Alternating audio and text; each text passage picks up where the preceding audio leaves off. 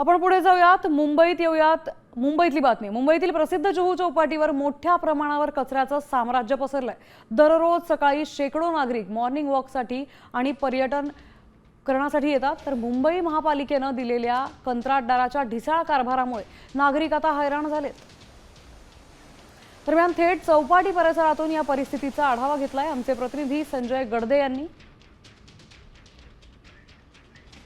मुंबईची शान अनेक देश विदेशातील पर्यटकांचे आकर्षणाचे केंद्र म्हणजे मुंबईची जुहू चौपाटी। मात्र सध्या जर जुहू चौपाटीवर पाहिलं तर या ठिकाणी कचऱ्याचे प्रचंड मोठे असे ढीग या ठिकाणी आपल्याला पाहायला मिळत आहेत। लाखो मुंबईकरांच्या टॅक्सच्या पैशातून मुंबई महानगरपालिकेच्या माध्यमातून या चौपाटीच्या स्वच्छतेवर करोडो रुपये खर्च केले जात असताना प्रत्यक्षात अशी अवस्था का? नागरिकांच्या पैशाचा योग्य वापर होतोय का? हे देखील आता या कचऱ्याच्या ढिगांकडे पाहिल्यानंतर असे अनेक प्रश्न निर्माण होतात।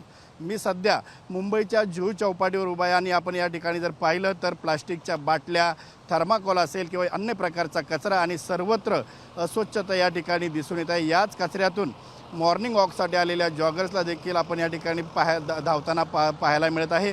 सुट्टी असल्यामुळे अनेक शाळकरी मुलं आपल्या पालकांसोबत या ठिकाणी फिरायला आले आहेत, मात्र त्यांना देखील या कचऱ्याचा सामना करावा लागतोय। मुंबईची ओळख म्हणून या चौपाटीकडे पर्यटक पाहतात, पण त्यांना सध्या या ठिकाणी मात्र फक्त कचऱ्याचे ढिगच पाहायला मिळत आहेत। कॅमेरापासून रोहित शिगवणसह मी संजय गडदे, साम टीव्ही न्यूज, मुंबई।